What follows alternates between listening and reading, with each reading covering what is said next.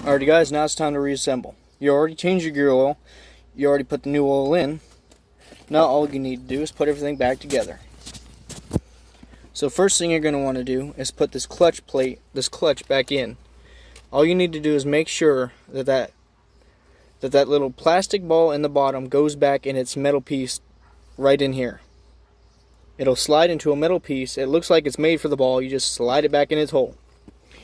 Now you'll know it's right when you're able to press the clutch and shift gears. You can shift it without the truck being started, so you'll be able to tell if it's wrong or if it's right. Now you don't need to have the bolts in to check this, so don't put the bolts in until you know that the ball's in the right place. It needs to be put in that little middle piece right there, right below, that it slides into. What I advise is when you're taking it off, look at that piece there so you know where you're putting it back in. It's only one piece. It's not going to be hard, but just in case that you're not going to be sure, watch it when you're taking it off. So once you put that back on, put these 4 bolts back in. Make sure you put them back in the way that you found them. It may not make a difference, but just in case, make sure you put them back in the way you found them. Mine have a Torx here and a Torx diagonally across from it. And then they have 2 regular bolts that are 10 millimeter. All I recommend you doing for these bolts is tightening them till they feel snug. Do not over tighten these. Do not over tighten these either, because if they snap, it's probably going to be a pain to get out.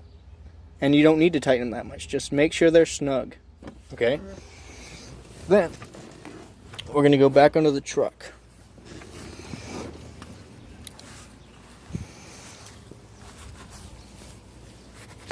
Sit you down for just a second. I'll put these sockets back in their place. Now we need the 11/16 socket.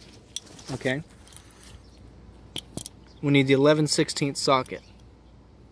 I don't know if it says on there what side it's on. Here it is. 11/16. I don't know how well you can see that. Okay. Let's go into the truck. Now, I told you guys to set aside that plug before. Set it somewhere you could find it, the fill plug. This is where you're going to put it back in. You already clean off the end. Make sure there's no little magnetic bits stuck to the end of it. Sorry about that. Couldn't get that word right. Anyways, go back in here. I've already let the overfill drain off, so there's not too much in there. Let's see if you can see.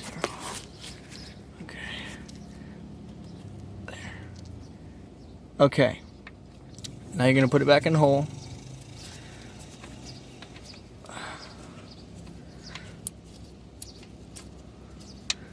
Turn it to the right. Righty-tighty, lefty-loosey. Make sure that washer's on it.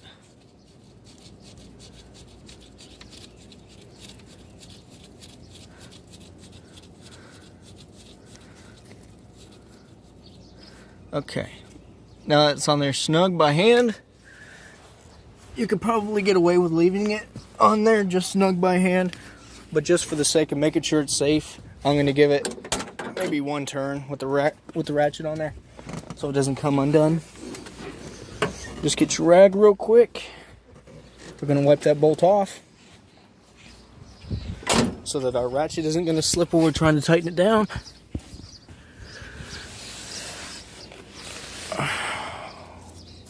Wipe that off.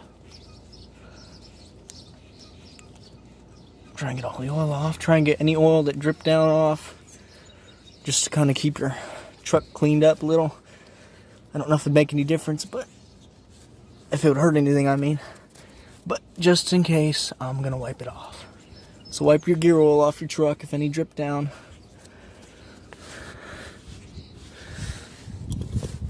Okay.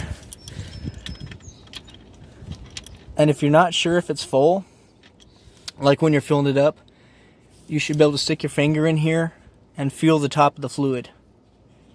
You should be able to touch it. Your end of your finger should get wet with gear oil.